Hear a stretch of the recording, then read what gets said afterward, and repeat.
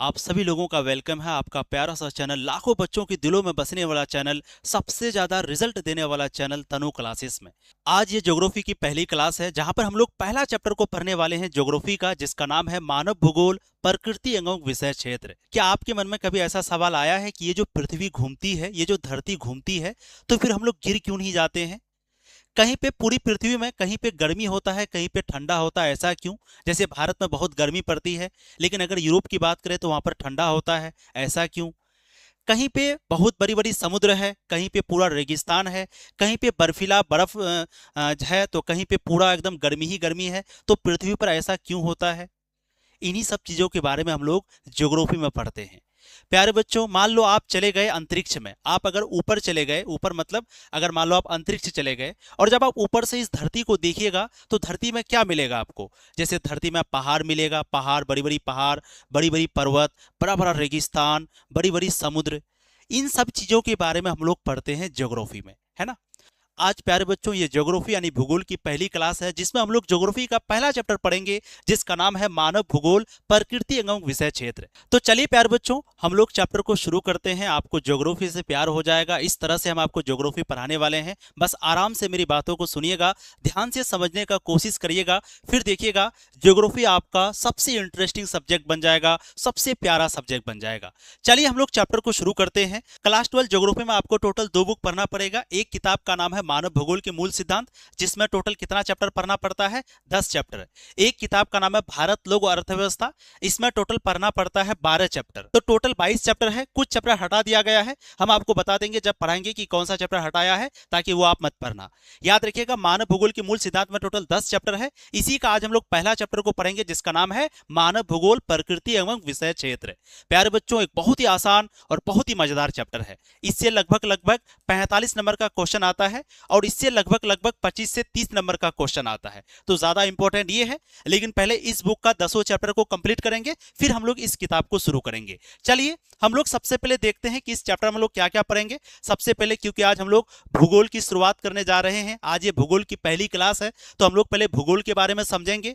फिर उसके बाद भूगोल क्या होता है, भूगोल शब्द किसने दिया है, भूगोल का जनक किसे कहा जाता है, भौतिक भूगोल, मानव भूगोल क्या होता है, मानव का प्राकृतिकरण क्या होता है, प्रकृति का मानवीकरण क्या होता है, पर्यावरण निश्चयवाद क्या होता है, संभववाद क्या होता है, नव निश्चयवाद क्या होता है। मानव भूगोल की अलग अलग लोगों ने अलग अलग परिभाषाएं दी है, वो कौन कौन सी परिभाषाएं हैं जिसको हम लोग यहाँ पर पढ़ेंगे। मानव भूगोल की नवीन विचारधाराएं क्या है, फिर मानव भूगोल के क्षेत्र और उप क्षेत्र, इनके बारे में पढ़ेंगे, है ना। तो ये सारा टॉपिक है जिसको हम लोग इस चैप्टर में पढ़ने वाले हैं। चलिए अब हम लोग चैप्टर को शुरू करते हैं। तो ये जो ज्योग्राफी शब्द है, ये ज्योग्राफी शब्द आया है जियोग्राफिया से। कहां से आया है? जियोग्राफिया से। अब ये जो जियोग्राफिया शब्द है प्यारे बच्चों, जियोग्राफिया, ये ग्रीक शब्द है। कैसा शब्द है? ग्रीक शब्द। ग्रीक शब्द क्या होता है? तो जिस तरह से हिंदी भाषा, इंग्लिश भाषा, उर्दू भाषा होता है, उसी तरह से एक भाषा है ग्रीक भाषा, है ना। तो ये जो ज्योग्राफिया है, ये ग्रीक भाषा है। इसी ज्योग्राफिया शब्द से बना है ज्योग्राफी। अब ये जो ज्योग्राफिया है, ये 2 शब्द से मिलकर बना है। एक है जियो, एक है आपका ग्राफिया, या इसी को हम लोग ग्राफिया कहते हैं, या इसी को हम लोग कहते हैं ग्राफो या ग्राफोस, ठीक है। अब जियो का मतलब होता है पृथ्वी। जियो का मतलब क्या होता है? पृथ्वी। और ग्राफिया का मतलब होता है वर्णन करना। ग्राफिया का मतलब क्या होता है? वर्णन करना। इसका मतलब, ज्योग्राफी का मतलब क्या हुआ? पृथ्वी का वर्णन करना। तो ध्यान से समझिएगा।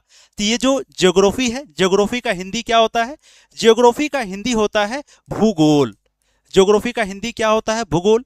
ये जो ज्योग्राफी शब्द है, ये ज्योग्राफिया से बना है। अब ज्योग्राफिया जो है, ये ग्रीक भाषा का शब्द है। ये ग्रीक भाषा कहां पर चलता था? याद रखिएगा, यूनान देश में, है ना। यूनान देश को ही क्या कहा जाता है? ग्रीस कहा जाता है। यूनान देश का ही नाम क्या है? ग्रीस नाम है। तो ये जो ग्रीक भाषा है, ये यूनान में चलता था। तो ज्योग्राफिया एक ग्रीक भाषा का शब्द है। ज्योग्राफिया 2 शब्द से मिलकर बना है, एक है जियो, एक है ग्राफिया। जियो का मतलब होता है पृथ्वी, और ग्राफिया का मतलब होता है वर्णन करना। इसका मतलब हुआ पृथ्वी वर्णन करना, यानी ज्योग्राफी का अर्थ हुआ पृथ्वी का वर्णन करना। तो इसका मतलब हुआ कि ज्योग्राफी में हम लोग क्या पढ़ते हैं? ज्योग्राफी में हम लोग पढ़ते हैं पृथ्वी के बारे में। ज्योग्राफी का मतलब हुआ पृथ्वी का वर्णन करना। इसका मतलब हम लोग ज्योग्राफी में पृथ्वी के बारे में पढ़ते हैं। अब आप बताइए पृथ्वी में क्या क्या है? तो जैसे पहाड़, पृथ्वी में पहाड़ है, धरती में पहाड़ है ना, सागर, बड़े बड़े समुद्र के बारे में, बड़ा बड़ा पहाड़ के बारे में, बड़ा बड़ा पठार के बारे में, बड़े बड़े रेगिस्तान के बारे में, इन्हीं सब चीज़ों के बारे में तो हम लोग पढ़ते हैं। तो इन्हीं सब ये सब चीज़ कहाँ पर है? धरती में है। और धरती के बारे में, इन सब चीज़ों के बारे में हम लोग पढ़ते हैं ज्योग्राफी में। तो याद रखिएगा, ज्योग्राफी में हम लोग पढ़ते हैं पृथ्वी के बारे में, यानी इस पूरे धरती के बारे में, धरती में जो भी चीज़ें हैं इन सभी चीज़ों के बारे में, जैसे पहाड़, पठार, सागर, समुद्र, रेगिस्तान, मरुस्थल, नदियां, इन सभी चीजों के बारे में ही हम लोग ज्योग्राफी में पढ़ते हैं। ज्योग्राफी को हिंदी में क्या कहते हैं हम लोग? ज्योग्राफी को हिंदी में कहते हैं भूगोल। ठीक, अब अगर देखिएगा ये जो भूगोल है ये भी दो शब्द से मिलकर बना है, एक है भू और एक है आपका गोल। भू का मतलब होता है पृथ्वी, भू का मतलब होता है धरती यानी पृथ्वी, और गोल का मतलब होता है आकृति। तो इसका मतलब हुआ कि हम लोग ज्योग्राफी में पृथ्वी आकृति यानी पृथ्वी के आकार के बारे में पढ़ते हैं। तो याद रखिएगा, ज्योग्राफी को हिंदी में कहते हैं भूगोल। भूगोल दो शब्द से मिलकर बना, एक है भू, एक है गोल। भू का मतलब होता है पृथ्वी, और गोल का गोल क्या है? आकृति है। इसका मतलब हम लोग ज्योग्राफी में पृथ्वी की आकृति के बारे में पढ़ते हैं। अब आपके सामने सवाल है कि भूगोल का पिता किसे कहा जाता है? भूगोल का पिता किसे कहा जाता है? तो यहाँ पर दो जवाब है। कुछ लोगों का कहना है कि भूगोल का जो पिता है वो कहा जाता है इरेटोस्थनीज को। कुछ लोगों का कहना है कि जो भूगोल का पिता है ये कहा जाता है हिकेटियस को।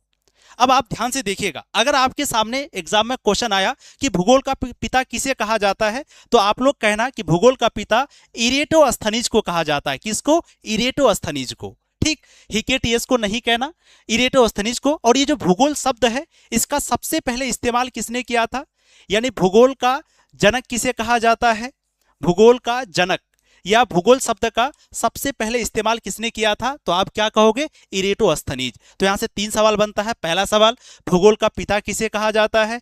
इरेटोस्थनीज को। भूगोल का जनक किसे कहा जाता है? इरेटोस्थनीज को। भूगोल का पिता किसे कहा जाता है, या भूगोल शब्द का इस्तेमाल सबसे पहले, भूगोल शब्द का प्रयोग इस्तेमाल किसने किया था? इरेटोस्थनीज ने। हिकेटियस आपको जवाब नहीं लगाना है। अब प्यारे बच्चों, ये जो भूगोल है इसकी कई सारी शाखा है। ये जो भूगोल है इसकी कई सारी शाखा है, लेकिन हम लोग मुख्य रूप से यहां पर भूगोल को दो भागों में बांटते हैं। एक आपका है भौतिक भूगोल, एक आपका है भौतिक भूगोल, है ना, और एक होता है मानव भूगोल। अब भौतिक भूगोल और मानव भूगोल क्या है, ध्यान से आप समझना, सिंपल है बहुत। भौतिक भूगोल हम लोग, पहले आप समझिए भूगोल क्या होता है। भूगोल क्या है? तो भूगोल में हम लोग पृथ्वी के बारे में पढ़ते हैं। जैसे पृथ्वी में क्या है? पहाड़ है, पृथ्वी में सागर है। भूगोल में हम लोग धरती के बारे में पढ़ते हैं। धरती में जो भी सारी चीजें हैं उन्हीं के बारे में हम लोग ज्योग्राफी भूगोल में पढ़ते हैं। जैसे धरती में क्या क्या है, तो जैसे पहाड़, पठार, नदियां, ये सारी चीजें कहाँ पर है? धरती में है। तो इन्हीं सब चीजों को हम लोग पढ़ते हैं भूगोल में। अब यहाँ पर आया कि जो भूगोल है ये दो भागों में है। भूगोल की मुख्य रूप से दो शाखा है, एक है आपका भौतिक भूगोल, एक है आपका मानव भूगोल। अब भौतिक भूगोल क्या है? तो याद रखिएगा, प्रकृति के द्वारा। भौतिक भूगोल क्या है? तो याद रखिएगा, प्रकृति के द्वारा जो भी चीजें बनाई गई है उन चीजों के बारे में हम लोग भौतिक भूगोल में पढ़ते हैं। जैसे अगर हम बात करेंगे पहाड़, पहाड़ किसने बनाया? किसी इंसान ने नहीं। जैसे हम बात करेंगे पर्वत, वही हो गया। जैसे हम बात करेंगे महासागर, जैसे बात करेंगे महासागर, ठीक है। जैसे बात करेंगे सौर मंडल, सौर मंडल, है ना, जैव मंडल। तो पहाड़, पर्वत, महासागर, यानी जो भी चीजें प्रकृति ने बनाई है, प्रकृति मतलब ईश्वर, तो जो भी चीजें प्रकृति ने बनाई है, प्रकृति का मतलब ईश्वर ने, है ना, भगवान ने या अल्लाह ने, जो भी चीजें ईश्वर ने बनाई है उन चीजों के बारे में हम लोग किस में पढ़ते हैं? भौतिक भूगोल में पढ़ते हैं। और मानव भूगोल में क्या पढ़ते हैं? तो मानव भूगोल में जो भी चीज मानव के द्वारा बनाया गया है। अब मानव क्या बनाया है? तो जैसे जनसंख्या, बताइए तो ये जो जनसंख्या बढ़ाया है किसने बढ़ाया? मानव के बारे में, मानव ने। तो जनसंख्या के बारे में किस में पढ़ते हैं? मानव भूगोल में। जैसे बोलेंगे गांव, अब बताइए तो गांव कौन बनाता है? तो मानव के द्वारा ही गांव बनाया जाता है। जैसे कि शहर, बताइए तो शहर किसके द्वारा बनाया जाता है? मानव के द्वारा।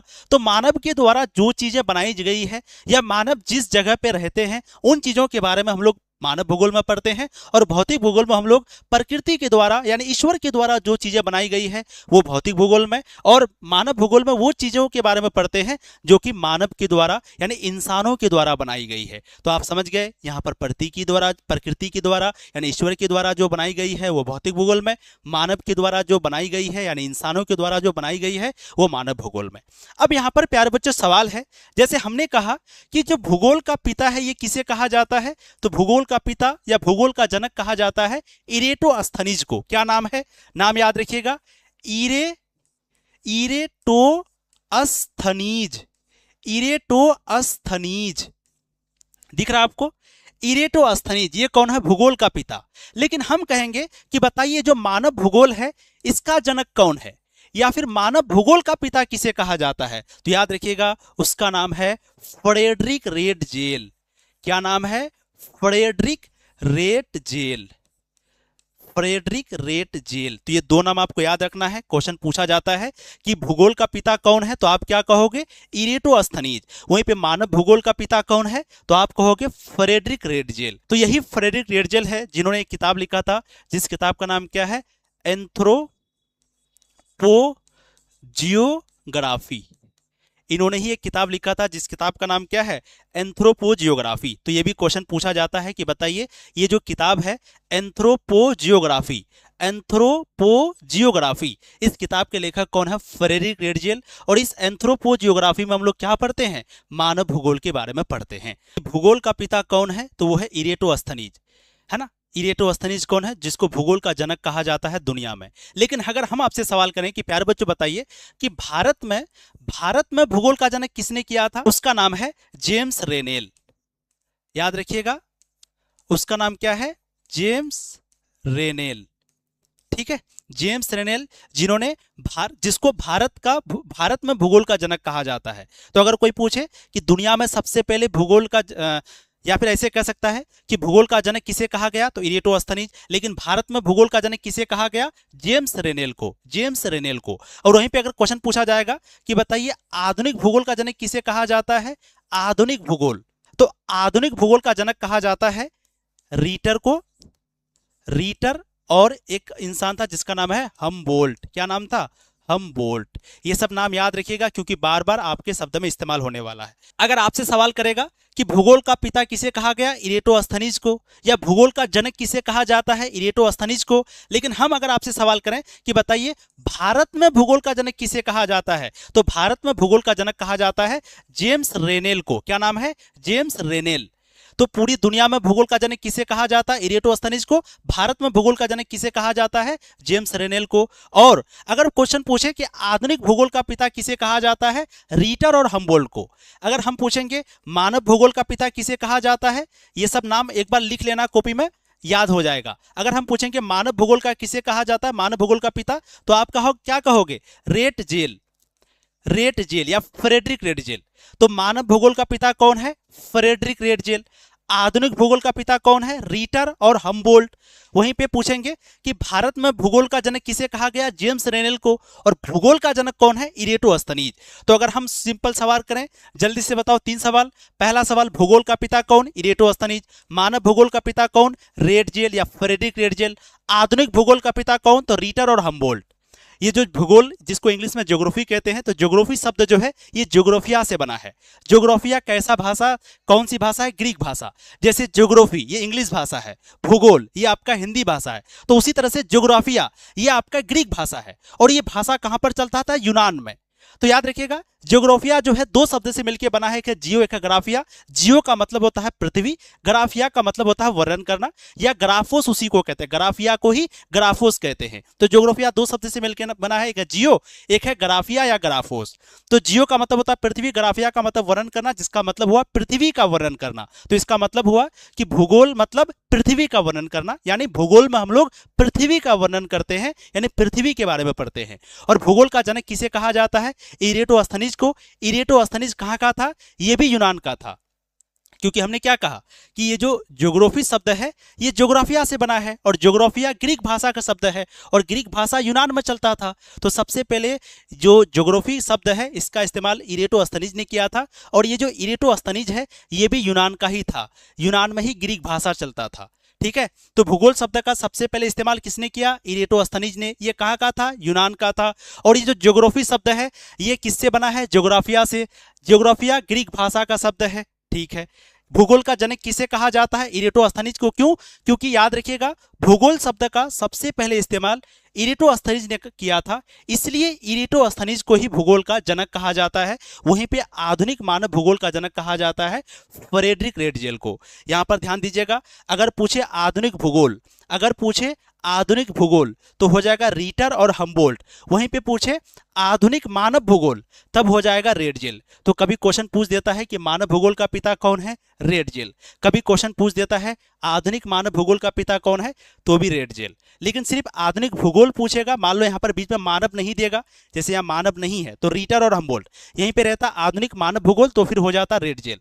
ध्यान से समझना, चीजें आपको हम समझा रहे हैं। तो यहाँ पर क्या पूछा? आधुनिक मानव भूगोल का जनक कौन है? Friedrich Ratzel. एक और विद्वान का नाम याद रखना है जिनका नाम है हिकेटियस, है ना। हिकेटियस ने एक किताब लिखा था जिस किताब का नाम है जस पीरिडियस, जस पीरिडियस। और इस किताब में हम लोग पृथ्वी के बारे में पढ़ते हैं। तो क्वेश्चन पूछा जाएगा कि बताइए जस पीरिडियस के लेखक कौन है? तो जस पीरिडियस के लेखक है हिकेटियस। और जस पीरिडियस में हम लोग क्या पढ़ते हैं? पृथ्वी के बारे में पढ़ते हैं। ठीक, तो सवाल है मानव भूगोल या आधुनिक मानव भूगोल के पिता रेडजेल, या आधुनिक सिर्फ भूगोल अगर पूछ दे बीच में मानव नहीं दे तो रीटर और हम्बोल्ट। चलिए बाबू अब हम लोग शुरू करते हैं। तो भूगोल जो है वो सामाजिक विज्ञान की वह शाखा है जिसमें पृथ्वी के स्वरूप जैसे पहाड़, समुद्र, मैदान, नदी और प्राकृतिक संसाधनों का अध्ययन किया जाता है। इसके साथ ही यह भी देखा जाता है कि मनुष्य और पृथ्वी के बीच, प्रकृति के बीच किस प्रकार का संबंध है। तो अगर कोई पूछे भूगोल क्या है तो आप सिंपली क्या कहोगे कि भूगोल जो है ये सामाजिक विज्ञान का एक शाखा है। सामाजिक विज्ञान क्या?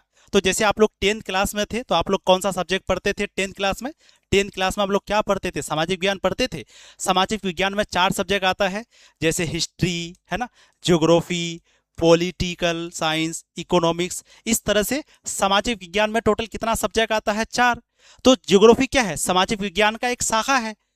सामाजिक विज्ञान को 4 भाग में बांटा गया जिसमें से एक ज्योग्राफी है। तो ज्योग्राफी क्या है? सामाजिक विज्ञान की एक शाखा है। और इस ज्योग्राफी सब्जेक्ट में हम लोग क्या पढ़ते हैं? तो इस ज्योग्राफी में हम लोग पृथ्वी के बारे में पढ़ते हैं, जैसे पहाड़ के बारे में, समुद्र के बारे में, मैदान के बारे में, नदियों के बारे में, मरुस्थल के बारे में, रेगिस्तान के बारे में, बड़ा बड़ा महासागर के बारे में, बड़े बड़े मतलब देश के बारे में। इन सभी चीजों के बारे में हम लोग कहाँ पर पढ़ते हैं? ज्योग्राफी में। तो अगर कोई पूछे भूगोल क्या है, ज्योग्राफी क्या है, तो आप क्या कहोगे? भूगोल सामाजिक विज्ञान की एक शाखा है जिसमें हम लोग पृथ्वी के बारे में पढ़ते हैं, या पृथ्वी के स्वरूप जैसे कि पहाड़, समुद्र, मैदान, नदी, इन सभी चीजों के बारे में, और साथ ही साथ प्राकृतिक संसाधनों के बारे में पढ़ते हैं। प्राकृतिक संसाधन जैसे कोयला, पेट्रोल, ये सभी क्या है? प्राकृतिक संसाधन है। लोहा, कोयला, पेट्रोल, इन सभी चीजों के बारे में ज्योग्राफी में पढ़ते हैं। इसके साथ ही यह भी देखा जाता है कि मनुष्य और प्रकृति के बीच किस प्रकार का संबंध है। इसके साथ ही यह भी पढ़ा जाता है कि मनुष्य और प्रकृति का क्या संबंध है। मनुष्य मतलब हम लोग, तो हम लोगों का और प्रकृति का क्या संबंध है। तो भूगोल में हम लोग क्या पढ़ते हैं? भूगोल में हम लोग पढ़ते हैं पृथ्वी के बारे में, पृथ्वी में जितनी भी चीजें हैं उन सभी चीजों के बारे में, और मानव का पृथ्वी के साथ क्या संबंध है, हम लोगों का पृथ्वी के साथ क्या संबंध है, धरती के साथ क्या रिश्ता है, इसी चीज को पढ़ते हैं। जैसे हम लोग तेल का इस्तेमाल करते हैं, पेट्रोल का इस्तेमाल करते हैं, कोयला का इस्तेमाल करते हैं, लोहा का इस्तेमाल करते हैं। तो इसका मतलब क्या है? हम लोग भी पृथ्वी के साथ जुड़े हुए हैं, हम लोग भी प्रकृति के साथ जुड़े हैं। तो प्रकृति का और मानव क्या क्या संबंध है, इन्हीं सब चीजों के बारे में भूगोल में पढ़ते हैं, है ना। तो भूगोल वह अध्ययन है जिसमें हम पृथ्वी और मनुष्य के आपसी संबंधों को समझते हैं। यानी कहने का मतलब पृथ्वी यानी ये धरती और मानव यानी हम लोग, धरती और हम लोगों का क्या संबंध है, इसी संबंध को हम लोग इसमें पढ़ते हैं। अब भूगोल की कितनी शाखाएं हैं? मुख्य रूप से भूगोल की 2 शाखाएं, एक है भौतिक भूगोल जिसको फिजिकल ज्योग्राफी कहते हैं, एक है मानव भूगोल जिसको ह्यूमन ज्योग्राफी कहते हैं। तो भौतिक भूगोल क्या है? तो इसमें हम लोग क्या पढ़ते हैं भौतिक भूगोल में? भौतिक भूगोल में हम लोग वो चीज पढ़ते हैं जो कि प्रकृति ने बनाई है, जैसे कि पहाड़, नदी, मिट्टी, जंगल, मौसम, महासागर, महाद्वीप, हवा, पानी, ये सभी चीजें किसने बनाई है? ईश्वर ने, प्रकृति ने। तो इन सब चीजों के बारे में हम लोग पढ़ते हैं भौतिक भूगोल में। भूगोल की दो शाखा, एक भौतिक भूगोल, एक मानव भूगोल। भौतिक भूगोल में हम लोग वो सारी चीजें पढ़ते हैं जो ईश्वर ने बनाया है, जैसे कि पहाड़, नदी, मिट्टी, जंगल। तो हम कहेंगे कि पहाड़, नदी, मिट्टी, जंगल, मौसम, ये सभी चीजों के बारे में जो हम लोग पढ़ते हैं कौन सा भूगोल में, आप कहोगे भौतिक भूगोल में। एक होता है मानव भूगोल। मानव भूगोल में हम लोग वो सारी चीजें पढ़ते हैं जो कि इंसानों ने बनाई है, जहां इंसान रहता है, जैसे कि गांव, शहर, मकान, सड़क, रेल लाइन, कारखाने, खेती बाड़ी, बाजार। तो याद रखिएगा, भौतिक भूगोल में वो चीजें पढ़ते हैं जो कि ईश्वर ने बनाई है, और मानव भूगोल में वो चीजें पढ़ती है, वो चीजें हम लोग पढ़ते हैं जो कि हम लोगों ने यानी इंसानों ने, मानव ने बनाई है। जैसे कि गांव, शहर, मकान, सड़क। ये सड़क किसने बनाया, मकान किसने बनाया, रेल लाइन यानी ट्रेन का पटरी, कारखाना, बड़ा बड़ा उद्योग, या खेती बाड़ी, बाजार। ये जो बाजार है, ये जो खेती बाड़ी है, आप थोड़ा सोचो। देखिए, ज्योग्राफी सब्जेक्ट बहुत आसान है, बस आपको अगल बगल की चीजों को सोचना है। जैसे कि पहाड़ क्या इंसान ने बनाया, नहीं।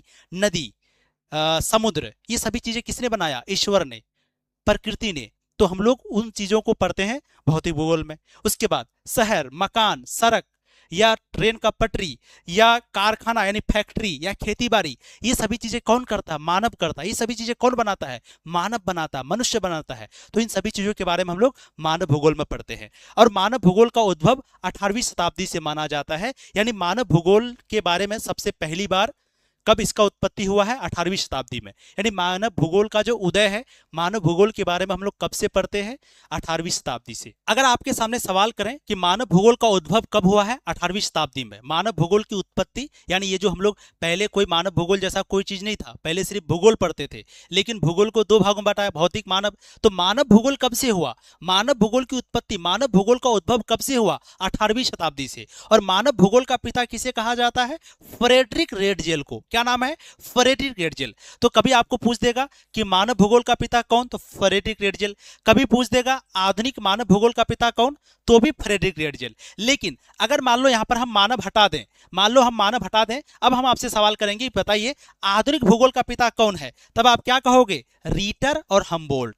तो अगर यहां पर मानव नहीं रहेगा, पूछेगा आधुनिक भूगोल के जन्मदाता कौन, तो रीटर और हम्बोल्ट। लेकिन हम कहेंगे मानव भूगोल का पिता या आधुनिक मानव भूगोल का पिता कौन, फ्रेडरिक रेडजेल। और ये जो फ्रेडरिक रेडजेल है, ये कहां का रहने वाला था, जर्मनी का। ये क्या है, एक भूगोलवेत्ता था, भूगोलवेत्ता। भूगोलवेत्ता किसे कहते हैं, जो ज्योग्राफी के बारे में खोजबीन करता है, पता लगाता है, अध्ययन करता है। समझ गए आप चीजों को। तो मानव भूगोल जो शब्द है, ये इसका उद्भव, इसका उत्पत्ति हुआ है 18वीं शताब्दी से। और मानव भूगोल का जन्मदाता कौन है, यानी मानव भूगोल शब्द को किसने दिया, फ्रेडरिक रेडजेल, जो कि कहाँ का है, जर्मनी का रहने वाला है। ये जो लाइन है ना, इसको आगे आपको समझाएंगे जब हम आपको पढ़ाएंगे प्रकृति का मानवीयकरण, जब आपको निश्चयवाद विचारधारा को बताएंगे। ठीक है, चलिए ध्यान से हम लोग आगे बढ़ते हैं। अब हम लोग प्यारे बच्चों देखते हैं भूगोल की विशेषताएं, है ना।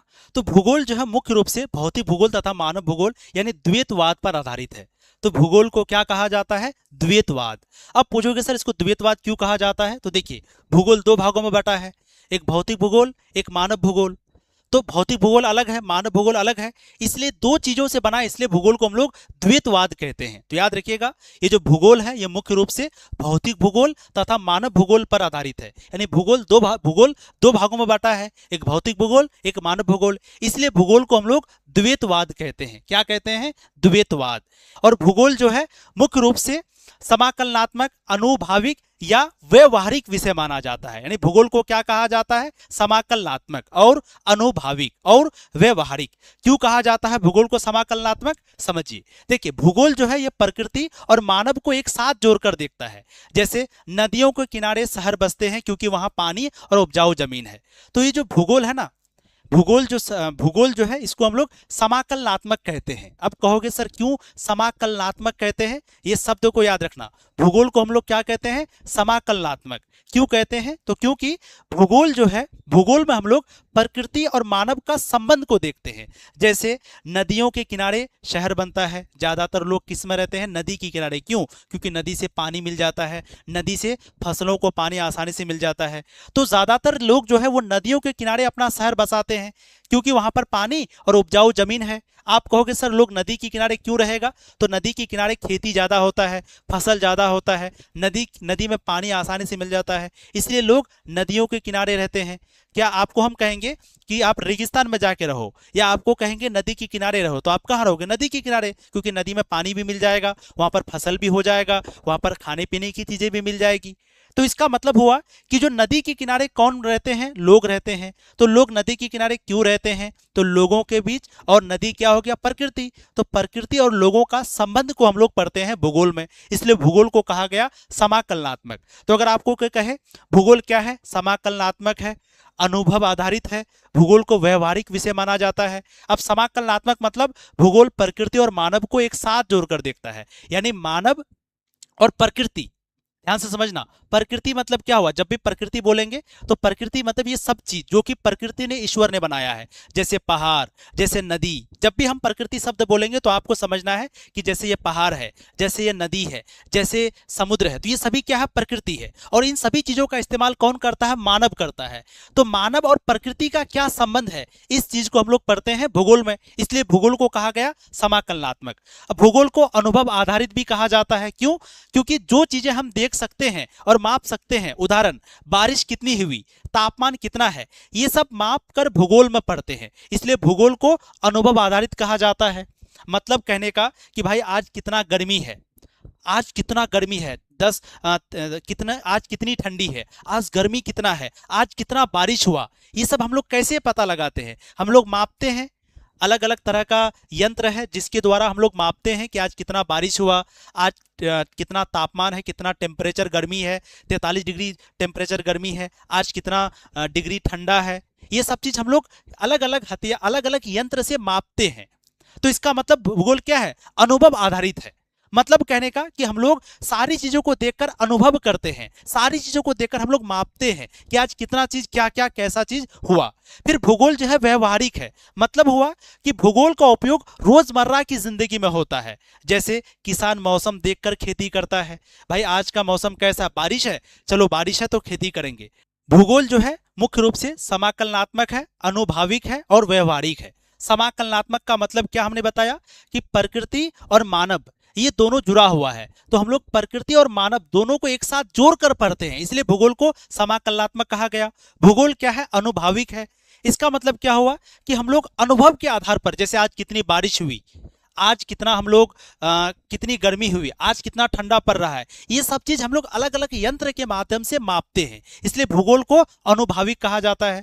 भूगोल को व्यवहारिक कहा जाता है। मतलब आज बारिश होगी या नहीं होगी, आज गर्मी पड़ेगी तो मौसम आज कैसा रहेगा, इसके आधार पर हम लोग कोई काम करते हैं। जैसे आज बहुत गर्मी पड़ेगी तो आज बाहर नहीं जाएंगे, आज ठंडी पड़ेगी तो आज बाहर जाएंगे, आज बारिश होगी आज कहीं नहीं जाएंगे। इसका मतलब हुआ कि आज मौसम अलग अलग रहेगा तो हम लोग अलग अलग काम करेंगे। तो भूगोल क्या है? वो एक व्यवहारिक है। तो भूगोल क्या है? व्यवहारिक है। मतलब रोजमर्रा की जिंदगी में इसका उपयोग हम लोग करते हैं, है ना। आज गर्मी पड़ रही है, हम लोग नहीं जाएंगे, तो इसका मतलब रोजमर्रा। आज बारिश हो रही है, हम लोग नहीं जाएंगे, आज ठंडी पड़ रही है, हम लोग जाएंगे। तो भूगोल रोजमर्रा की जिंदगी में, यानी हम लोग का दैनिक जीवन में भी भूगोल का उपयोग होता है, इसलिए भूगोल को व्यवहारिक कहते हैं, प्रैक्टिकल। भूगोल क्या है? रोजमर्रा की जिंदगी में भी हम लोगों को काम देता है कि नहीं? भूगोल रोजमर्रा की जिंदगी में काम देता है। आज हम लोग जैसे खबर सुनेंगे कि आज बहुत ज्यादा बारिश होने वाली है, तो हम लोग क्या नहीं निकलेंगे घर से क्योंकि बारिश होगी। तो इसका मतलब रोजमर्रा की जिंदगी में भी भूगोल का बहुत बड़ा योगदान है। प्रौद्योगिकी, ये जो शब्द है प्यारे बच्चों बार बार आएगा। प्रौद्योगिकी को ही हम लोग इंग्लिश में कहते हैं टेक्नोलॉजी। टेक्नोलॉजी, आज देखो टेक्नोलॉजी कितना ज़्यादा डेवलप है ना। आज कितना ज़्यादा टेक्नोलॉजी है। टेक्नोलॉजी मतलब क्या हुआ? जैसे आज कितनी सारी अलग अलग तरह का मशीन है, टेक्नोलॉजी कितना आगे बढ़ गया है। पहले हम लोग नदियों के बगल में रहते थे, क्यों? क्योंकि पानी की ज़रूरत थी। लेकिन आज हम लोग नदियों के बगल में नहीं रहते, नदियों से दूर रहते हैं। क्यों? क्योंकि पानी हम लोग कहीं से भी निकाल लेते हैं, जमीन के नीचे कहीं से भी हम लोग पानी निकाल लेते हैं टेक्नोलॉजी की मदद से। तो इसलिए प्रौद्योगिकी को ही इंग्लिश में कहते हैं टेक्नोलॉजी। टेक्नोलॉजी की वजह से लोग और पर्यावरण के बीच पारस्परिक क्रिया का सर्वाधिक महत्वपूर्ण कारक है, यानी तालमेल। यानी टेक्नोलॉजी की वजह से आज हम लोग प्रकृति से और जुड़ गए हैं, है ना। पहले जो लोग हैं वो नदी के पास रहते थे, क्योंकि लोगों को पानी की जरूरत थी। आज लोग ट्यूबवेल और पाइपलाइन से पानी कहीं भी पहुंच सकता है। पहले गर्म इलाके में रहना कठिन था, लेकिन लोग आज गर्म इलाके में रहते हैं एसी और कूलर लगा करके। तो इसका मतलब टेक्नोलॉजी की वजह से आज हम लोग जो है प्रकृति के साथ और जुड़ गए हैं। यानी तकनीक तय करती है कि इंसान प्रकृति से कैसा तालमेल बिठाएगा। तो अगर आपसे कोई क्वेश्चन पूछे कि हम लोग जो आज प्रकृति के साथ इतना जुड़े हुए हैं, आज जो हम लोगों का प्रकृति के साथ इतना अच्छा संबंध बन गया है, ये किसकी मदद से? टेक्नोलॉजी की मदद से, यानी प्रौद्योगिकी की मदद से। तो ये प्रौद्योगिकी यानी टेक्नोलॉजी की मदद से आज के दिन जो मानव है, जो लोग हैं, जो इंसान है, वो प्रकृति के साथ और जुड़ गया है। उनका पारस्परिक संबंध, उनका तालमेल बहुत अच्छा बन गया है। पहले लोग नदियों के बगल में रहता था क्योंकि पानी की जरूरत था। लोग आज नदियों के बगल में ना रह करके दूर रहता है। क्यों? क्योंकि पानी कहीं भी पहुंच जाता है। पानी को कहीं से भी टेक्नोलॉजी के माध्यम से पहुंचा दिया जाता है। समझ गए आप? तो प्रौद्योगिकी यानी टेक्नोलॉजी लोगों और पर्यावरण के बीच पारस्परिक क्रिया का महत्वपूर्ण कारक है। यानी तकनीक तय करती है कि इंसान प्रकृति से कैसा तालमेल बिठाएगा। प्रौद्योगिकी यानी टेक्नोलॉजी मनुष्य पर पर्यावरण की बंदिशों को कम करता है। यानी तकनीक ने प्रकृति की कई मुश्किलों को कम कर दिया। तो ये जो टेक्नोलॉजी है, जिसको हम लोग कहते हैं प्रौद्योगिकी, टेक्नोलॉजी जो है ये मनुष्य पर पर्यावरण की बंदिशों को कम करता है। यानी कहने का मतलब तकनीक की वजह से प्रकृति की कई सारी मुश्किलें कम हो गई है। पहले क्या था? रेगिस्तान में खेती करना मुश्किल था। पहले लोग रेगिस्तान में खेती नहीं कर पाता था क्योंकि वहाँ पर बहुत गर्मी है, वहाँ पर पानी बिल्कुल नहीं है। लेकिन आज टेक्नोलॉजी की वजह से वहाँ पर हम लोग खेती कर पाते हैं। पहले पहाड़ों में रहना बहुत मुश्किल था, पहाड़ में लोग नहीं रह पाते थे, है ना, पहाड़ों में लोग जा नहीं पाते थे। लेकिन आज के दिन हम लोग पहाड़ में जाते हैं, पहाड़ में टेक्नोलॉजी की वजह से पहाड़ में चढ़ जाते हैं। टेक्नोलॉजी की वजह से पहाड़ में सुरंग बना करके हम लोग इधर से उधर चले जाते हैं। पहले बहुत ठंड इलाका में रहने में बहुत दिक्कत होता था, लेकिन आज के दिन ऐसा ऐसा हीटर बन गया है जिसकी वजह से हम लोग कहीं भी रह जाते हैं। तो टेक्नोलॉजी की वजह से बहुत सारी जो दिक्कतें हैं वो कम हो गई। तो ये किसकी वजह से? टेक्नोलॉजी की वजह से। पहला पॉइंट रखिएगा कि टेक्नोलॉजी की वजह से यानी प्रौद्योगिकी की वजह से और हम लोग प्रकृति के साथ जुड़ गए और हम लोगों का पारस्परिक क्रिया महत्वपूर्ण कारक हो गया। यानी प्रकृति के साथ हम लोगों का तालमेल बहुत अच्छा बन गया। प्रकृति के साथ हम लोग और जुड़ गए। किसकी वजह से? टेक्नोलॉजी की वजह से। और टेक्नोलॉजी की वजह से हम लोगों की जो काम है वो बहुत आसान हो गया। यानी पर्यावरण की जो भी बंदिशें थी, जो भी रुकावट थी, वो कम हो गई। पर्यावरण की जो भी दिक्कतें थी वो कम हो गई। यानी कहने का मतलब पहले बहुत गर्मी वाला इलाका में रहना दिक्कत होता था, गर्म इलाके में लोग नहीं रह पाता था, लेकिन अब एसी आ गया तो लोग वहाँ आराम से रहते हैं।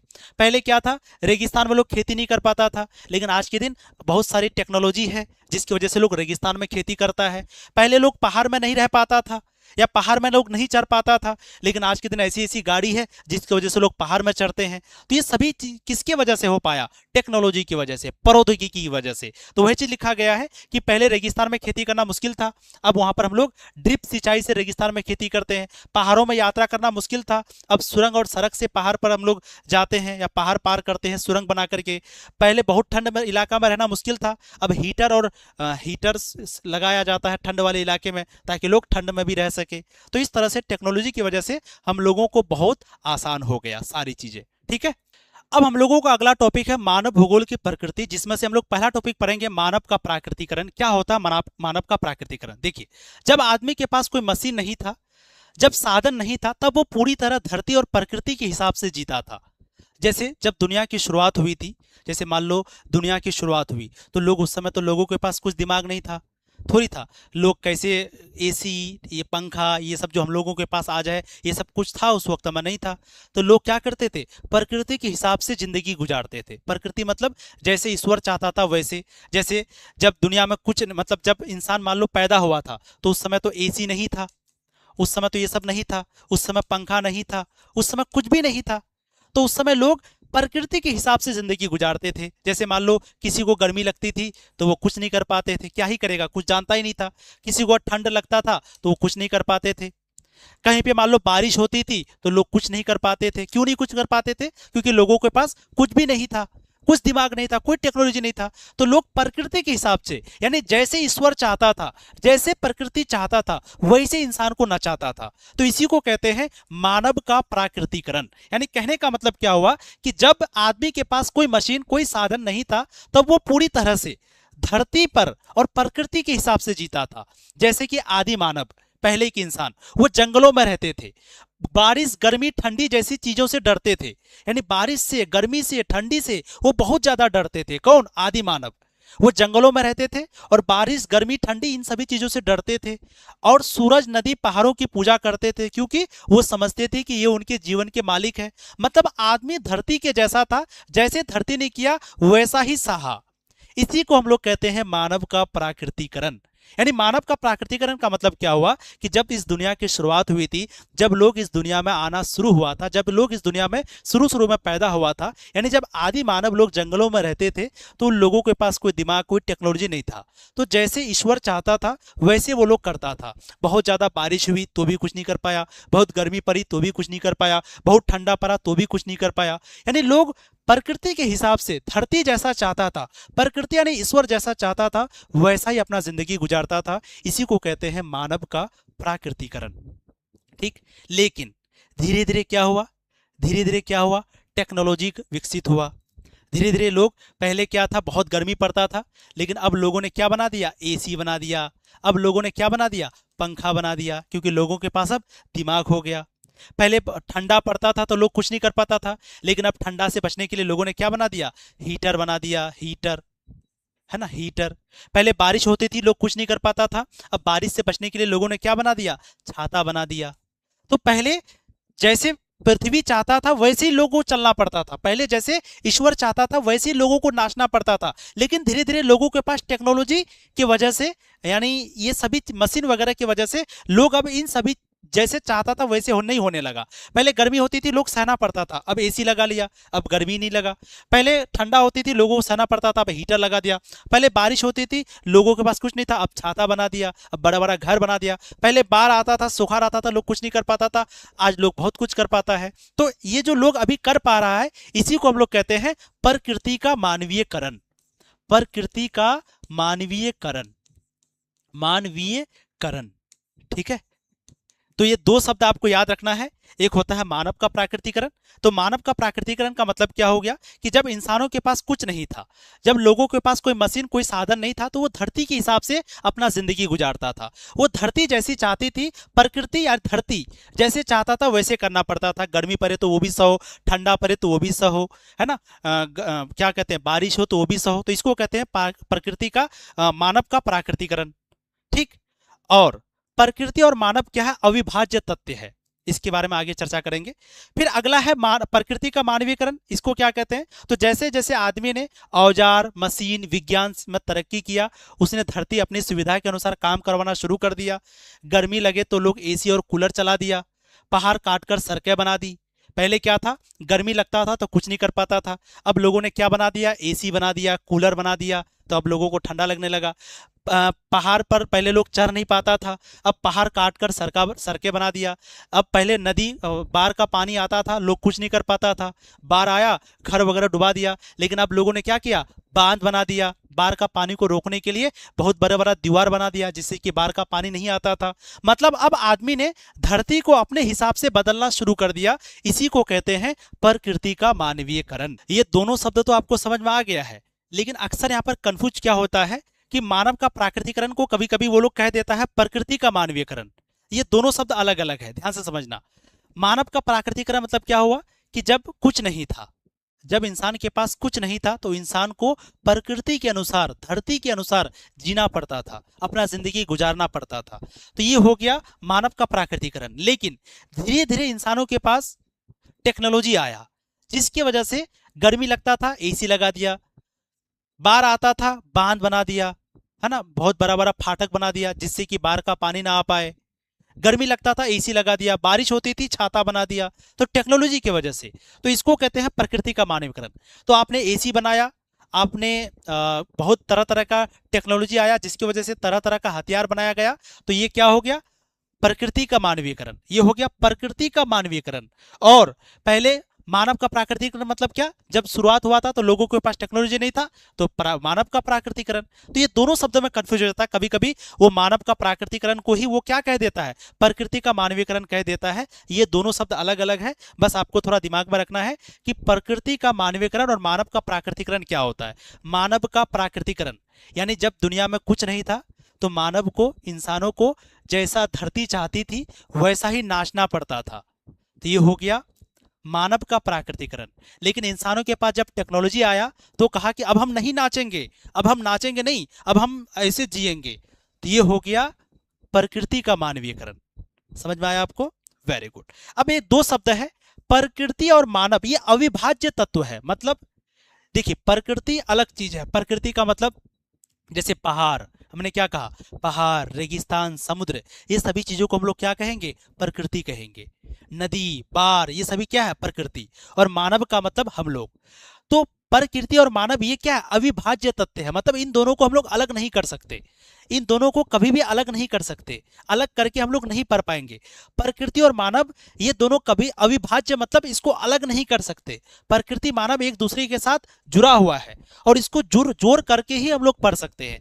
जैसे मानव यानी हम लोग क्या है, प्रकृति के बिना कुछ नहीं है, तो हम लोग प्रकृति के साथ जुड़ा हुआ है।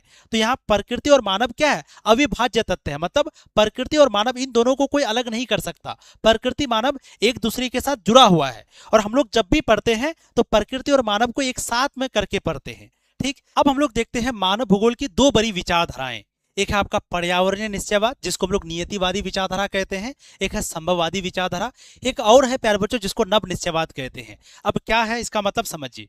देखिए सबसे पहले क्या है पर्यावरण निश्चयवाद। पर्यावरण निश्चयवाद क्या होता है, जैसे हमने आपको बताया अभी मानव का प्राकृतिकरण, हमने आपको अभी बताया मानव का प्राकृतिकरण। तो मानव का प्राकृतिकरण का मतलब क्या बताया प्यारे बच्चों, कि इंसान के पास कुछ नहीं था। जब दुनिया की शुरुआत हुई थी लोगों के पास कोई टेक्नोलॉजी नहीं था, तो लोग वैसा ही जिंदगी गुजारता था जैसा प्रकृति या धरती चाहती थी। इसी तरह से लोग जीते थे।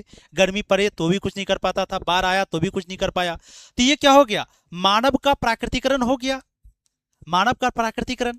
अब ध्यान से सुनो, प्राकृतिकरण। अब प्यारे बच्चों पर्यावरण निश्चयवाद क्या है, तो ये जो पर्यावरण निश्चयवाद है ना, ये कहता है कि प्रकृति जैसे चाहेगा, प्रकृति या इसको हम लोग कह दीजिए ईश्वर, या इसको कह दीजिए धरती, धरती, तो धरती जैसा चाहेगा वैसा ही जिंदगी आपको गुजारना पड़ेगा।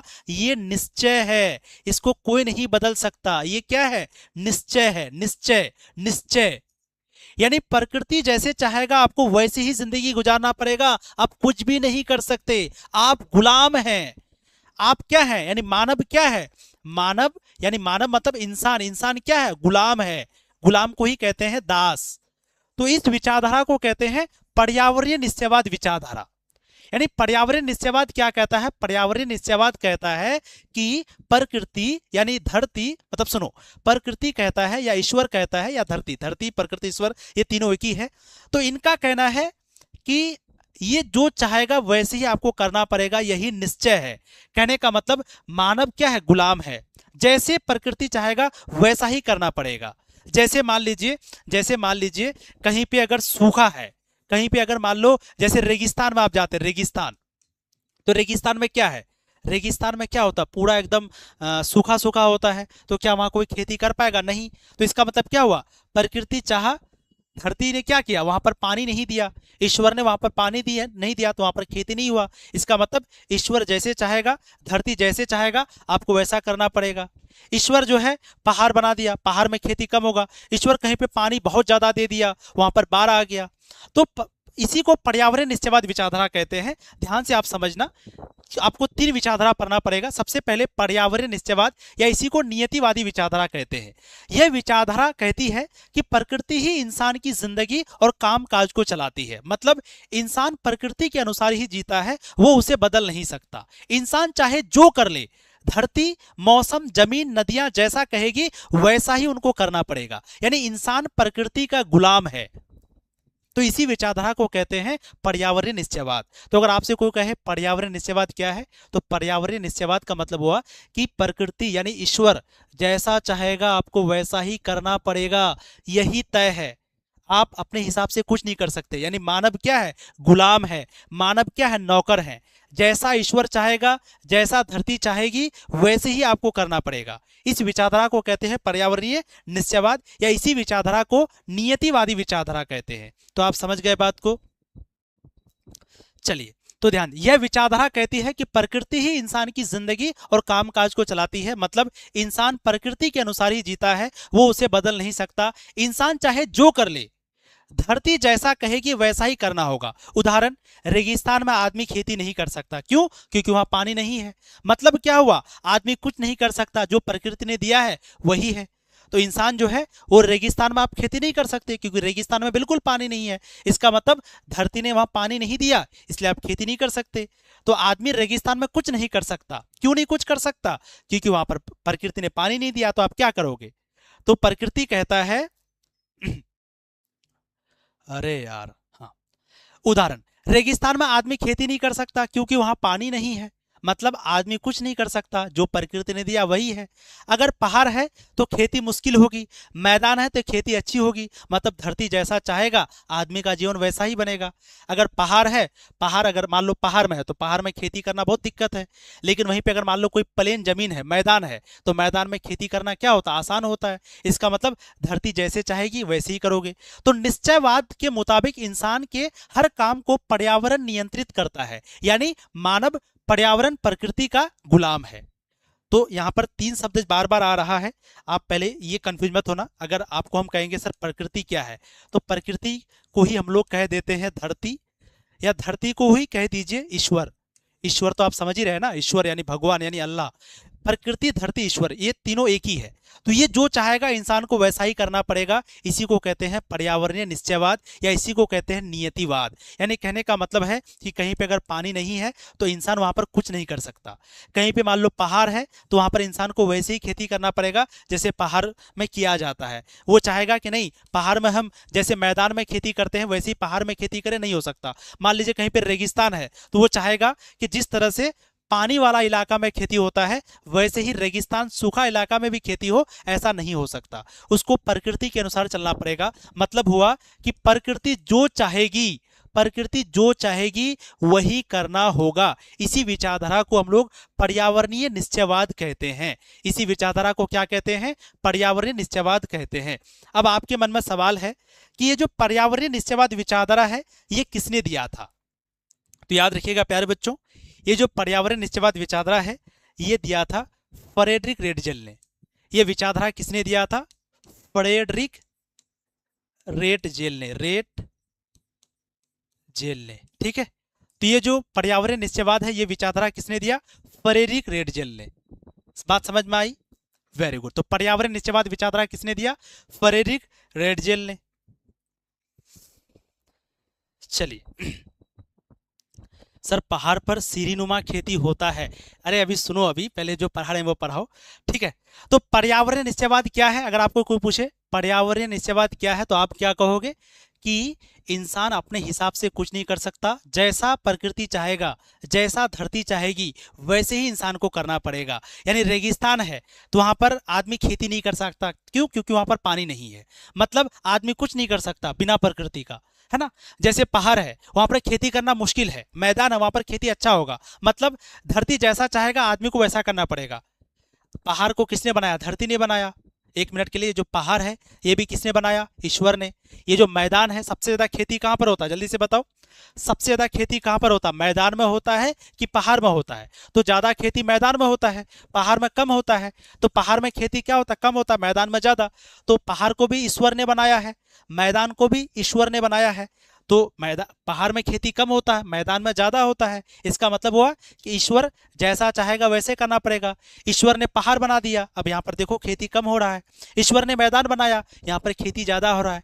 ईश्वर नहीं तो आपको हम कहेंगे कि अच्छा यहाँ पर जितना खेती होता है उतना ही खेती तुम पहाड़ी इलाका में जाके करके दिखाओ तो कर पाओगे? नहीं, क्योंकि पहाड़ में खेती कम होगा। तो इसका मतलब क्या हुआ कि प्रकृति जो चाहा आपको वही करना पड़ेगा, वही किया आप। तो वही चीज है कि रेगिस्तान में आदमी खेती नहीं कर सकता क्योंकि वहां पर पानी नहीं है। मतलब आदमी कुछ नहीं कर सकता बिना प्रकृति के। तो प्रकृति ने जितना दिया है उतना ही इंसान कर सकता है। ठीक है, निश्चयवाद के मुताबिक इंसान के हर काम को पर्यावरण नियंत्रित करता है। पर्यावरण मतलब वही प्रकृति। तो निश्चयवाद में क्या है कि इंसान का हर काम कौन करता है? पर्यावरण करता है। समझ गए? पर्यावरण ही इंसान को नचाता है, पर्यावरण ही इंसान को सब कुछ लेके करवाता है, इंसान अपने से कुछ नहीं कर सकता। यह विचारधारा मानव के प्राकृतिकरण से व्युत्पन्न हुआ है। यानी ये जो विचारधारा हम लोग अभी पढ़ रहे थे, ये जो विचारधारा पढ़ रहे थे हम लोग पर्यावरण निश्चयवाद, ये विचारधारा मानव के प्राकृतिकरण पर संबंधित है। मतलब क्या हुआ, मानव का प्राकृतिकरण क्या है, तो जैसा ईश्वर चाहेगा वैसा ही करना होगा। तो पर्यावरण निश्चयवाद भी तो वही है ना। पहले जब इंसान के पास टेक्नोलॉजी नहीं था, कुछ नहीं था, तो इंसान को वैसा ही करना पड़ता था जैसा धरती चाहता था, और इसी को मानव का प्राकृतिकरण कहते हैं, और इसी विचारधारा को तो पर्यावरण निश्चयवाद कहते हैं। तो पर्यावरण निश्चयवाद की विचारधारा में प्राकृतिक घटक को महत्वपूर्ण माना गया है। याद रखिएगा, पर्यावरणीय निश्चयवाद में कौन सा घटक को महत्वपूर्ण माना जाता है, प्राकृतिक, क्योंकि यहाँ प्रकृति जैसा चाहेगा वैसा ही करना पड़ेगा। तो पर्यावरणीय निश्चयवाद में क्या है, पर्यावरणीय निश्चयवाद में प्रकृति, ईश्वर या धरती जैसा चाहेगा वैसा ही करना पड़ेगा। मतलब पर्यावरणीय निश्चयवाद में प्राकृतिक घटक को महत्वपूर्ण माना जाता है। ठीक है, और ये जो पर्यावरण निश्चयवाद है, ये विचारधारा किसने दिया था, फ्रेडरिक रेडजेल ने, और इसका समर्थन किसने किया, एलेंसी सेम्पल और हम्बोल्ट ने। और ये जो रेडजेल है, ये पर्यावरण निश्चयवाद के समर्थक थे। यानी ये जो फ्रेडरिक रेडजेल है, यही उनके समर्थक थे, यही इस विचारधारा को दिया था। ठीक, और ये कौन सी किताब लिखा, एंथ्रोपोजियोग्राफी। फ्रेडरिक रेडजेल की शिष्या का नाम क्या है, कुमारी एलन सेम्पल। ठीक, तो अब चलिए, तो अब प्यारे बच्चों हम आपसे कुछ सवाल पूछते हैं, आप लोग फटाफट से जवाब देना। सबसे पहले, ये जो पर्यावरण निश्चयवाद है, ये विचारधारा किसने दिया। पहला सवाल, ये पर्यावरण निश्चयवाद, ये विचारधारा किसने दिया, पूछा जाएगा पर्यावरण निश्चयवाद विचारधारा किसने दिया, या इसके प्रतिपादक कौन है। तो आप नाम याद रखोगे, उसका पूरा नाम क्या है, फ्रेडरिक रेडजेल, हम लोग शॉर्ट में लिखते हैं। तो ये जो पर्यावरण निश्चयवाद है, ये विचारधारा दिया था फ्रेडरिक रेडजेल ने, याद रहेगा। उसके बाद ये जो फ्रेडरिक रेडजेल है, ये कहाँ का रहने वाला था, जर्मन का, जर्मन का। ठीक, अच्छा, ये विचारधारा किसने दिया, फ्रेडरिक रेडजेल ने। इसका समर्थन किसने किया, दो लोगों ने। एक का नाम क्या है, कुमारी एलन सेम्पल, पूरा नाम याद रखिएगा, कुमारी एलन सेम्पल, कुमारी एलन सेम्पल। एक और था जिसका नाम है हम्बोल्ट, जिसका नाम है हम्बोल्ट। तो ये दो लोग थे, एक का नाम है कुमारी एलन सेम्पल, एक का नाम है हम्बोल्ट। इन दोनों लोगों ने ही इस विचारधारा का समर्थन किया। किस विचारधारा का, पर्यावरणीय निश्चयवाद का विचारधारा। अब ये जो पर्यावरणीय विचारधारा है, ये विचारधारा किस पर आधारित है, मानव के प्राकृतिकरण पर, याद रखिएगा। तो ये भी क्वेश्चन पूछा जाता है कि मानव का, या मानव के प्राकृतिकरण, या मानव का जो प्राकृतिकरण विचारधारा है, मानव का प्राकृतिकरण जो विचारधारा है, इसी विचारधारा पर यह पर्यावरणीय निश्चयवाद आधारित है। और ये जो पर्यावरण निश्चयवाद है, इसमें कौन सा घटक को महत्वपूर्ण माना जाता है, प्राकृतिक घटक को, क्योंकि यहाँ पर सब कुछ कौन करता, प्रकृति करता है, इसलिए यहाँ पर प्राकृतिक घटक को महत्वपूर्ण माना जाता है। और ये जो रेडजेल है, इन्होंने कौन सी किताब लिखा, तो उस किताब का नाम क्या है, एंथ्रोपोजियोग्राफी, याद रखिएगा, एंथ्रोपोजियोग्राफी। तो क्वेश्चन आपसे ये पूछा जाएगा पहला कि पर्यावरण निश्चयवाद क्या है, तो भाई प्रकृति जैसा चाहेगा आपको वैसा करना पड़ेगा, और कोई ये नहीं है। प्रकृति ने क्या किया, रेगिस्तान बना दिया, वहां पर खेती कम हुआ। प्रकृति ने मैदान बना दिया, वहां पर खेती ज्यादा हुआ। मतलब क्या हुआ कि प्रकृति जो चाहा वही हुआ ना, रेगिस्तान में तो खेती नहीं हुआ। और ये पर्यावरण निश्चयवाद विचारधारा किसने दिया, फ्रेडरिक रेडजेल ने। इन्होंने कौन सी किताब लिखा, एंथ्रोपोजियोग्राफी। फ्रेडरिक रेडजेल ने इस विचारधारा को दिया है। इसका समर्थन किसने किया, तो एक का नाम क्या था, कुमारी एलन सेम्पल, और एक है हम्बोल्ट। इन दोनों लोगों ने फ्रेडरिक रेडजेल का समर्थन किया। कुमारी एलन सेम्पल, पूरा नाम है कुमारी एलन सेम्पल, इन्होंने ही फ्रेडरिक रेडजेल का समर्थन किया। कुमारी एलन सेम्पल कौन थी, ये शिष्या थी, शिष्या। पूछा जाएगा किसका शिष्या, शिष्या मतलब स्टूडेंट, जैसे तुम लोग क्या हो, हमारे शिष्य हो। लड़का अगर हो तो तुम हमारे हुए शिष्य, अगर तुम लड़की हो तो तुम हमारी हुई शिष्या। तो याद रखिएगा, ये कुमारी एलन सेम्पल जो है ना, ये रेडजेल की शिष्या थी, मतलब स्टूडेंट थी। अच्छा, पर्यावरण निश्चयवाद किस विचारधारा पर आधारित है, मानव के प्राकृतिक विचारधारा पर। और पर्यावरण निश्चयवाद में प्राकृतिक घटक को महत्वपूर्ण माना जाता है। देखो वही सारी चीजें यहाँ पर लिखा हुआ है या नहीं, ध्यान से देखो, वही चीजें लिखा हुआ है कि ये जो पर्यावरण निश्चयवाद विचारधारा है, ये मानव के प्राकृतिकरण से उत्पन्न हुआ है। पर्यावरणीय निश्चयवाद में प्राकृतिक घटक को महत्वपूर्ण माना जाता है। ये किसने दिया, विचारधारा के प्रतिपादक, ये विचारधारा किसने दिया, पर्यावरण निश्चयवाद का, फ्रेडरिक रेडजेल ने। इनके समर्थक कौन थे, एलेंसी सेम्पल और हम्बोल्ट। और रेडजेल पर्यावरण निश्चयवाद के समर्थक थे, यानी वही रेडजेल ही है जो कि पर्यावरण निश्चयवाद लेके आए, है ना। और रेडजेल ने किताब लिखा, उसके किताब का नाम क्या है, एंथ्रोपोजियोग्राफी। और फ्रेडरिक रेडजेल की जो शिष्या है, स्टूडेंट, उनका नाम क्या है, कुमारी एलन सेम्पल। तो पर्यावरण निश्चयवाद, पर्यावरणीय निश्चयवाद, पर्यावरण का मतलब प्रकृति, निश्चय मतलब निश्चित, यानी पर्यावरण जो कहेगा निश्चित रूप से वही करना पड़ेगा। पर्यावरण जो चाहेगा, प्रकृति जो चाहेगा वही करना पड़ेगा। इस विचारधारा को पर्यावरणीय निश्चयवाद कहते हैं। अब हम लोगों का अगला जो विचारधारा है वो है संभववाद। अब पर्यावरण निश्चयवाद क्या कहा कि प्रकृति जो चाहेगा वही करना पड़ेगा, लेकिन संभववाद विचारधारा क्या कहता है कि नहीं नहीं नहीं, कुछ तो हम लोग कर सकते हैं, हम लोग बदल सकते हैं। जैसे पर्यावरण ने क्या कहा, प्रकृति ने क्या कहा कि जो रेगिस्तान है, प्रकृति ने क्या कहा कि जो रेगिस्तान है यहां पर तुम खेती नहीं कर सकते, क्यों, क्योंकि यहां पर पानी नहीं है। लेकिन लोगों ने कहा कि नहीं, पर्यावरण ने क्या कहा, ईश्वर ने क्या कहा, ध्यान से समझना, पर्यावरण ने क्या कहा कि रेगिस्तान में खेती नहीं कर सकते, लेकिन लोगों ने कहा कि नहीं, हम ऐसा ऐसा यंत्र बनाएंगे, हम ऐसा ऐसा मशीन बनाएंगे कि हम लोग रेगिस्तान में भी खेती कर सकते हैं। पर्यावरण ने क्या कहा कि बहुत गर्मी पड़ेगी, बहुत गर्मी पड़ेगी, तुम कुछ नहीं कर सकते, लेकिन लोगों ने कहा कि नहीं, हम बहुत बड़ा बड़ा एसी बनाएंगे, हम लोग ठंडा कर देंगे। तो इस विचारधारा को कहते हैं संभववाद। पहले क्या था, पर्यावरण जो चाहता था वही करना पड़ा, अब कहा कि नहीं, हम लोग कुछ ना कुछ उसमें बदल सकते हैं, ये हो गया संभववाद। जैसे मानव का प्राकृतिकरण, अब क्या है, प्रकृति का मानवीयकरण, यानी कहा कि नहीं नहीं, हम लोग एसी बना देंगे गर्मी लगेगा तो यानी संभववाद जो विचारधारा है ये किस पर आधारित है, ये है प्रकृति का मानवीयकरण। ध्यान दीजिएगा, प्रकृति का मानवीयकरण, मानवीयकरण विचारधारा पर आधारित है। अगर हम आपसे कहेंगे कि ये जो विचारधारा था आपका पर्यावरण निश्चयवाद, ये किस पर आधारित था, मानव का प्राकृतिकरण पर, मानव का प्राकृतिकरण पर यह विचारधारा आधारित था। लेकिन अब जो ये संभववाद विचारधारा है ये आपका प्रकृति का मानवीयकरण पर आधारित है। अब ये जो संभववाद विचारधारा है इसमें कौन सा घटक को महत्वपूर्ण माना जाता है, जल्दी से बताओ। तो संभववाद विचारधारा प्रकृति का मानवीयकरण विचारधारा पर आधारित है। संभववाद विचारधारा में मानवीय घटक को महत्वपूर्ण माना जाता है, मानवीय, क्योंकि यहाँ पर मानव काम कर रहा है। पहले क्या कहा, प्रकृति ने कहा कि निश्चित रूप से वो करना ही पड़ेगा, तुम कुछ नहीं कर सकते, निश्चित रूप से प्रकृति ने जो कहा वो करना ही पड़ेगा। तो पर्यावरण निश्चयवाद में प्राकृतिक घटक को महत्वपूर्ण माना जाता है। लेकिन संभववाद में क्या कहा, संभववाद मतलब कि नहीं नहीं, कुछ तो संभव है, रेगिस्तान में खेती नहीं होगा, ये किसने कहा, पर्यावरण निश्चयवाद ने। लेकिन संभववाद ने क्या कहा कि नहीं, कुछ तो हम लोग रेगिस्तान में कोई ऐसा ऐसा हथियार का इस्तेमाल करके रेगिस्तान में भी खेती कर सकते हैं। तो यहाँ पर संभववाद में मानवीय घटक को महत्वपूर्ण माना जाता है। यहाँ पर अगर हम देखेंगे, यहाँ पर अगर देखेंगे तो यहाँ पर प्राकृतिक घटक को महत्वपूर्ण माना जाता है, क्योंकि पर्यावरण निश्चयवाद में प्रकृति का योगदान है, यहाँ पर प्रकृति का दबदबा है, प्रकृति जो चाहेगा वही करना पड़ेगा, इसलिए प्राकृतिक घटक। अब संभववाद में क्या कहा कि नहीं नहीं, मानव चाहेगा तो कुछ बदलाव कर सकता है, तो यहाँ पर मानवीय घटक को महत्वपूर्ण माना गया। ठीक है, अब ये जो संभववाद विचारधारा है ये किसने दिया था, ये विचारधारा तो उसका नाम था लुसियन फेब्रे। नाम याद रखिएगा, लुसियन फेब्रे, लुसियन फेब्रे। तो संभववाद विचारधारा किसने दिया, लुसियन फेब्रे ने। संभववाद विचारधारा किस पर आधारित है, प्रकृति का मानवीयकरण पर। संभववाद विचारधारा में किस घटक को महत्वपूर्ण माना जाता है, मानवीय घटक को। और संभववाद विचारधारा में क्या है कि नहीं, इंसान चाहे तो कुछ ना कुछ बदलाव कर सकता है, संभव है, संभव है।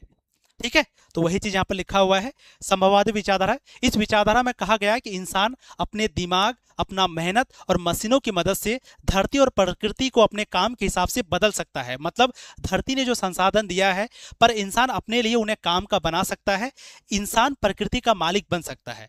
पहले प्रकृति ने क्या कहा था, पहले प्रकृति ने क्या कहा कि इंसान जो है वो गुलाम है प्रकृति का। लेकिन अब यहाँ पर क्या है कि नहीं, इंसान जो है ना वो प्रकृति का मालिक बन सकता है, गुलाम नहीं। उदाहरण, रेगिस्तान में पानी नहीं था, ठीक है, रेगिस्तान में पानी नहीं था तो प्रकृति ने क्या कहा कि कोई खेती नहीं होगा। लेकिन इंसान ने क्या बना, नहर बना दिया, बहुत बड़ा नहर बना दिया, जिससे कि रेगिस्तान में भी खेती होने लगा। तो ये जो विचारधारा है संभववादी विचारधारा, ये निश्चयवादी विचारधारा का अस्वीकार करता है। यानी पहले कौन सा विचारधारा पढ़े हम लोग, पहले जो विचारधारा था वो, उस विचारधारा का नाम क्या था, पर्यावरण निश्चयवाद, पर्यावरणीय निश्चयवाद। इसी विचार, ध्यान से सुनिएगा, पर्यावरणीय निश्चयवाद विचारधारा को ही नियतिवाद विचारधारा कहते हैं, या इसी को निश्चयवाद विचारधारा भी कहते हैं। तो ये जो हम लोग जो अभी पढ़ रहे हैं संभववाद विचारधारा, तो संभववाद विचारधारा जो है ना बिल्कुल उसका उल्टा है। किसका? पर्यावरणीय निश्चयवाद का। तो वही लाइन यहाँ पर लिखा हुआ है, वही लाइन लिखा हुआ है कि ये जो विचारधारा है, यानी ये संभववाद विचारधारा, ये निश्चयवाद विचारधारा को पूर्ण रूप से अस्वीकार करती है, यानी विरोध करती है, कहती है कि नहीं बिल्कुल गलत बात है। ठीक, तो ये चीज अगर ऑब्जेक्टिव में पूछा जाता है यहाँ पर कि ये जो पर्यावरणीय निश्चयवाद है, इसी को निश्चयवाद विचारधारा या इसी को नियतिवाद विचारधारा कहते हैं, इसका विरोध कौन करता है? संभववाद, क्योंकि ये बिल्कुल उल्टा है उसका। ठीक है, याद रहेगा आपको। और संभववाद विचारधारा में मानवीय घटक को महत्वपूर्ण माना जाता है। तो यहाँ ध्यान से देखिएगा, ये जो संभववाद विचारधारा है इसमें मानवीय घटक को महत्वपूर्ण माना जाता है। फिर दूसरा क्या है? इसके प्रतिपादक, यानी ये जो संभववाद विचारधारा है ये किसने दिया था? जल्दी से बताइए। तो ये जो संभववाद विचारधारा है ये दिया है लुसियन फेब्रे ने। ठीक है, और लुसियन फेब्रे कहाँ के थे? फ्रांस के रहने वाले थे, और इन्होंने एक किताब लिखा जिसका नाम है जियोग्राफिकल इंट्रोडक्शन टू हिस्ट्री। जैसे फ्रेडरिक रेडजेल, उन्होंने निश्चयवाद का विचारधारा दिया था। फ्रेडरिक रेडजेल जो कि जर्मन का था, उन्होंने एक किताब लिखा जिस किताब का नाम है एंथ्रोपोजियोग्राफी। उसी तरह से ये जो संभववाद विचारधारा है, संभववाद विचारधारा ये किसने दिया? लुसियन फेब्रे ने। ये कहाँ का था? तो लुसियन फेब्रे जो है ये फ्रांस का था, फ्रांस का। लुसियन फेब्रे फ्रांस का था। और लुसियन फेब्रे ने कौन सा किताब लिखा? तो किताब का नाम है जियोग्राफिकल इंट्रोडक्शन टू हिस्ट्री। तो पूछा जाएगा जियोग्राफिकल इंट्रोडक्शन टू हिस्ट्री ये किताब किनका है? लुसियन फेब्रे का। वही लुसियन फेब्रे जिन्होंने संभववाद विचारधारा को दिया। तो संभववाद की विचारधारा का प्रतिपादन एक इतिहासकार ने किया था जिसका नाम है लुसियन फेब्रे। और लुसियन फेब्रे ने जो किताब लिखा जियोग्राफिकल इंट्रोडक्शन टू हिस्ट्री, इसी किताब में उन्होंने 1925 में संभववाद विचारधारा के बारे में बात किया था। तो याद रखिएगा, संभववाद विचारधारा किसने दिया? लुसियन फेब्रे। ये कहां का था? फ्रांस का रहने वाला था। और संभववाद विचारधारा में मानवीय घटक को महत्वपूर्ण माना जाता है। पर्यावरण निश्चयवाद, वहां पर प्राकृतिक घटक को महत्वपूर्ण माना जाता है। क्यों? क्योंकि वहां पर क्या लिखा हुआ है कि प्रकृति जो चाहेगा वही करना पड़ेगा, यानी प्रकृति नचाएगा तो नाचना पड़ेगा। तो वहां प्रकृति को महत्वपूर्ण माना जाता है। वो मानव का प्राकृतिकरण विचारधारा पर है। ये उसका उल्टा है। संभववाद जो है या मानवीय घटक को माना जाता है। संभववाद यानी मनुष्य कहा कि कुछ तो संभव है, प्रकृति ने कहा निश्चित करना पड़ेगा, निश्चयवाद निश्चित करना पड़ेगा। लेकिन संभववाद कहा कि कुछ तो संभव है। तो संभववाद यानी मानव ने कहा कि कुछ तो संभव है, इसलिए मानवीय घटक। और प्रकृति ने कहा कि निश्चित करना पड़ेगा, इसलिए प्राकृतिक घटक हो गया आपका निश्चयवाद। और मानव ने कहा कि कुछ तो संभव है, तो मानव कहा, जैसे प्रकृति ने क्या कहा? रेगिस्तान में कोई खेती नहीं होगी, निश्चित रूप से कोई खेती नहीं होगी, तो वो हो गया प्राकृतिक घटक। लेकिन मानव ने कहा कि कुछ तो संभव है रेगिस्तान में खेती, इसलिए ये संभववाद हो गया मानवीय घटक। और याद रखिएगा, प्रकृति का मानवीयकरण विचारधारा पर आधारित है। ये विचारधारा लुसियन फेब्रे ने दिया था जो कि फ्रांस का है। और ये जो संभववाद विचारधारा है, संभववाद ये विचारधारा, ये संभववाद कहाँ लिखा हुआ है? तो याद रखिएगा, लुसियन फेब्रे ने संभववाद विचारधारा के बारे में अपने किताब जियोग्राफिकल इंट्रोडक्शन टू हिस्ट्री में लिखा था 1925 में। संभववाद विचारधारा प्रकृति के मानवीयकरण से उत्पन्न हुआ है। ठीक, तो ज्योग्राफी में टोटल आपका 22 चैप्टर है, जिसमें से एक चैप्टर हम लोग यूट्यूब में बिल्कुल फ्री पढ़ाएंगे। बाकी 21 चैप्टर आपको हम लोग पढ़ाने वाले हैं तनु क्लासेस ऐप में, सफलता बैच में। तो जो बच्चा सफलता बैच में नहीं जुड़े हैं अगर, तो आपके लिए डेमो क्लास था। कैसी लगी आपको क्लास? अच्छी लगी या नहीं आप लोग ज़रूर बताना। आपको बहुत अच्छे से एक एक चीज़ समझाएंगे जिससे कि आपको समझने में कोई भी दिक्कत ना हो। इसी तरह से आपको हम लोग पढ़ाते हैं। तो ये प्यारे बच्चों, टोटल 22 चैप्टर है, जिसमें से एक चैप्टर हम लोग यूट्यूब में पढ़ाएंगे फ्री, ताकि आपको पता चले कि हम लोग कैसे पढ़ाते हैं। बाकी 21 चैप्टर जो है आपका, वो आपको सफलता बैच में पढ़ाया जाएगा पूरी अच्छे तरीके से। और इसका पीडीएफ, टेस्ट, सब सारा चीज, पीडीएफ हो गया, टेस्ट हो गया, होमवर्क हो गया, डाउट क्लास हो गया, ये सब कुछ आपका तनु क्लासेस ऐप में ही होगा, सफलता बैच में होगा। तो अगर आप सफलता बैच नहीं लिए हैं या सफलता बैच में जुड़ना चाहते हैं, तो जुड़ने के लिए आप तनु क्लासेस ऐप को प्ले स्टोर से डाउनलोड कर लीजिए, है ना। तो आप क्या करोगे, जो बच्चा हम लोगों से पढ़ना चाहते हैं और अगली बार 2027 में टॉपर बनना चाहते हैं या बहुत अच्छा नंबर लाना चाहते हैं या एग्जाम में फोड़ना चाहते हैं, तो प्यारे बच्चों आप अभी तनु क्लासेस ऐप को डाउनलोड करिए। तनु क्लासेस ऐप में सफलता बैच को ज्वाइन करिए। ये सफलता बैच आर्ट्स का नंबर 1 बैच है, जहां पर सबसे ज्यादा बच्चे पढ़ते हैं और सबसे ज्यादा टीचर इस सफलता बैच में पढ़ाते हैं। और सबसे ज़्यादा रिजल्ट भी इसी बैच से आता है। तो आप सभी लोग सफलता बैच में जुड़िए। यहाँ पर हर एक सब्जेक्ट के अलग अलग टीचर है, सारे सब्जेक्ट आपकी पढ़ाई इसी सफलता बैच में होगी। सफलता बैच में जुड़ने के लिए तनु क्लासेस ऐप डाउनलोड करिए। कोई भी दिक्कत हो तो ये नंबर है 620141 70 762। इस नंबर पर कॉल करके या मैसेज करके आप पूछ सकते हैं अगर आपको कोर्स में जुड़ने में कोई दिक्कत हो या पेमेंट करने में कोई दिक्कत हो, है ना।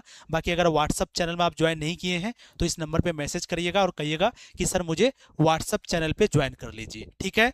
तो याद रखिएगा, अगर सच में आप बहुत अच्छा नंबर लाना चाहते हैं, अगली बार 2027 में टॉपर बनना चाहते हैं, तो प्यारे बच्चों आप इधर उधर नहीं घूमना। आप सोचोगे कि सर हम क्यों पैसा देंगे, हम फ्री में पढ़ लेंगे, यूट्यूब में पढ़ लेंगे, इधर उधर के चक्कर में फिर आपकी पढ़ाई प्यारे बच्चों बर्बाद हो जाएगी, है ना। देखिए थोड़ा बहुत हम लोग पैसा लेते हैं, बस इसलिए लेते हैं प्यारे बच्चों क्योंकि बहुत सारे टीचर है, अलग अलग सब्जेक्ट के बहुत सारे स्टाफ है, बिजली बिल है, सारा चीज़ है, ये सब कुछ मैनेज करने के लिए कुछ फीस हम लोग लेते हैं।